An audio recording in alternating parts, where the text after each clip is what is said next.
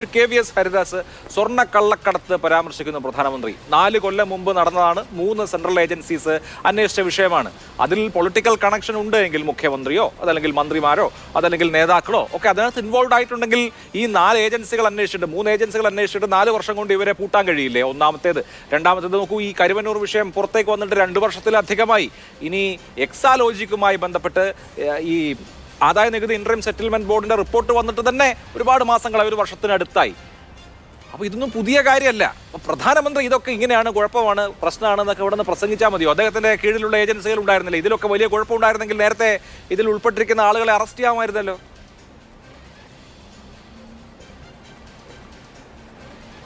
അഭിലാഷ്, ഇന്ന് നരേന്ദ്രമോദി കേരളത്തിൽ ഉന്നയിച്ച വിഷയങ്ങളുടെ പ്രാധാന്യം അത് കുറച്ച് കാണാൻ നിങ്ങളാരും ശ്രമിക്കേണ്ടതില്ല എന്ന് ആദ്യമായിട്ട് സൂചിപ്പിക്കട്ടെ. കഴിഞ്ഞ കുറേ നാളായിട്ട് കേരളത്തിലെ ജനങ്ങളുടെ മനസ്സിനെ മതിക്കുന്ന വിഷയങ്ങളാണ് ഓരോന്നും. കേരളം ചർച്ച ചെയ്തുകൊണ്ടിരിക്കുന്ന വിഷയങ്ങളാണ് ഓരോന്നും. അതിൽ പരിസമാപ്തി എത്തിയോ? അത് രണ്ടാമത്തെ കാര്യം. സ്വർണ്ണക്കടത്തിൽ അന്വേഷണങ്ങൾ പലതും നടന്നു, നമുക്കൊക്കെ അറിയാം, നമ്മളൊക്കെ അംഗീകരിക്കുന്നുണ്ട് അത്. പക്ഷെ അത് പൂർണ്ണമായിട്ടില്ല, ഇനിയും പലതും പുറത്തു വരാനുണ്ടെന്ന് വിചാരിക്കുന്നുണ്ടാവും. നമുക്ക് കാത്തിരിക്കാം. അതിൻ്റെ മുഴുവൻ അന്വേഷണവും കഴിഞ്ഞു, ബാക്കിയുള്ളവരൊക്കെ പുറത്താണ് എന്ന് വിചാരിച്ച് നടക്കുന്ന കുറച്ച് പേരുണ്ട്. അവർക്കും കൂടിയുള്ള വ്യക്തമായ മെസ്സേജാണ് ഇന്ന് നരേന്ദ്രമോദി നൽകിയത്. കഴിഞ്ഞിട്ടില്ല എന്ന് തന്നെയാണ്. ഇൻവെസ്റ്റിഗേഷൻ ഏജൻസി ഓരോ കാര്യത്തിലും എടുക്കുന്ന സമയത്തെക്കുറിച്ച് ചില കേസുകൾ വേഗം തീർക്കാൻ പറ്റും, ചിലത് പറ്റിയെന്ന് വരില്ല. കാരണം പലതിനും പല റേഞ്ചാണുള്ളത്, പല സ്വഭാവമാണുള്ളത്. രണ്ടാമത്തേത്, ഇപ്പോൾ നിങ്ങളൊക്കെ സൂചിപ്പിച്ചത് കരുവന്നൂർ കേസാണ്. ശരിയാണ്, കരുവന്നൂർ കേസിൻ്റെ അന്വേഷണം തുടങ്ങിയിട്ട് കുറേ നാളുകളായി. അതിൽ ഇന്ന് നരേന്ദ്രമോദി നൽകിയ ഒരു വാഗ്ദാനമുണ്ട്. ഇന്ന് മാത്രമല്ല, അദ്ദേഹം നേരത്തെ ആലത്തൂരെ BJPയുടെ സ്ഥാനാർത്ഥിയുമായിട്ട് സംസാരിക്കുമ്പോഴും അത് സംബന്ധിച്ച് ചില സൂചനകൾ നേരത്തെ നൽകിയിരുന്നു. അവിടെ കണ്ടുകെട്ടിയ പണം, ആ പണം മുഴുവൻ അവിടെ പണം നഷ്ടപ്പെട്ടവർക്ക് കൊടുക്കാൻ കഴിയുമോ എന്ന് അന്വേഷിക്കും, അതിനുള്ള പഠനം നടത്തും, അതിന് നിയമം അനുവദിക്കുമോ എന്ന് പരിശോധിക്കും എന്ന് പറഞ്ഞില്ലേ? അല്ല,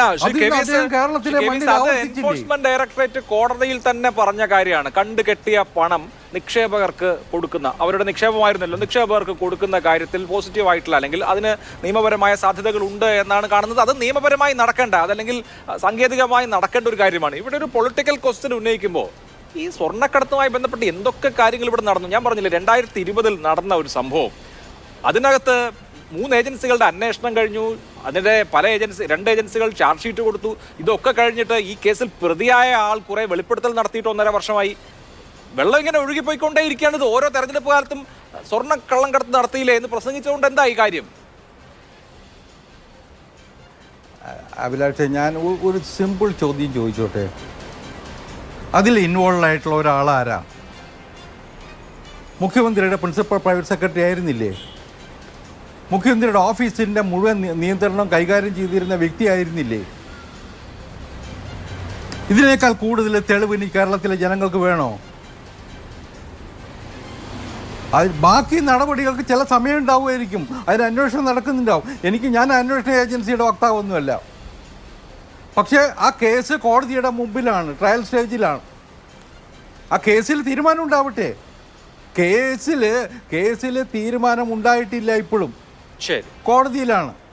പക്ഷേ അതിൽ ഇൻവോൾവ് ആയിട്ടുള്ള കക്ഷികളെക്കുറിച്ച് നമുക്ക് ആർക്കെങ്കിലും സംശയമുണ്ടോ? അതിനപ്പുറത്ത് ആരെങ്കിലും ഉണ്ടോ എന്നും നരേന്ദ്രമോദി പറഞ്ഞിട്ടില്ല. പക്ഷെ കേരളം കേന്ദ്രീകരിച്ചാണ് സ്വർണ്ണക്കടത്ത് നടന്നതെന്നാണ് അദ്ദേഹം പറഞ്ഞത്. പിന്നെ മുഖ്യമന്ത്രിയുടെ മകളെ ബന്ധിപ്പിക്കുന്ന വിഷയമാണ്. അതൊരു കേരളം ചർച്ച ചെയ്ത വിഷയമല്ലേ? ഇന്നും ചർച്ച ചെയ്തുകൊണ്ടിരിക്കുന്ന വിഷയമല്ലേ? അത് അദ്ദേഹം ഉന്നയിക്കുന്നതിൽ എന്താ തെറ്റുള്ളത്?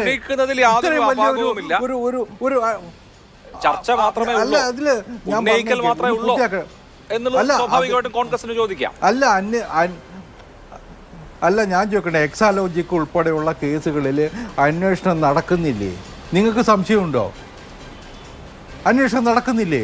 ആ അന്വേഷണത്തിൻ്റെ റിപ്പോർട്ട് എന്താണ്? അതിൻ്റെ അടുത്ത നടപടി എന്താണ്? അതിൽ ഇനി ഇഡിക്ക് ഇടപെടാൻ സാധ്യതയുണ്ടോ? ഇത്തരം കാര്യങ്ങൾ നിങ്ങൾ കാത്തിരിക്കൂ. നിങ്ങൾ തിടുക്കം കാണിക്കല്ലേ. ഓരോ ഇപ്പോൾ അല്ലല്ല, ഒരു കാര്യം കൂടി, തോമസ് ഐസക്കിന് സംബന്ധിച്ച് എത്ര തവണ കൊടുത്തു? 6-7 തവണ കൊടുത്ത് അദ്ദേഹം ഹാജരായിട്ടില്ലല്ലോ. പക്ഷേ മറ്റ് ചില CPM നേതാക്കന്മാർ കരുവന്നൂർ പോലുള്ള കേസുകളിൽ ഇപ്പോൾ ഇഡിക്ക് മുമ്പിൽ ഹാജരാവാൻ തുടങ്ങിയിട്ടുണ്ട്. ആദ്യം വരില്ല എന്ന് പറഞ്ഞ് മാറിയുന്നവരാണ്. അപ്പോൾ അന്വേഷണം മുന്നോട്ട് പോകുന്നുണ്ട്. ആ അഴിമതി കേസുകൾ മുഴുവൻ ലക്ഷ്യം കാണും എന്നല്ലേ മോഡി പറഞ്ഞതിന്റെ മെസ്സേജ്? അത് കേരളത്തിലെ ജനങ്ങൾക്കുള്ള മെസ്സേജാ, അഴിമതിക്കെതിരായിട്ടുള്ള മെസ്സേജാ. ഒരു ഘട്ടം മാത്രമേ ഉള്ളൂ അത്. വേറെയും പലതും മോഡി പറഞ്ഞിട്ടുണ്ട്. അതിലേക്ക് അടുത്ത ഘട്ടത്തിൽ വരാം. ഓക്കെ ഇവിടെ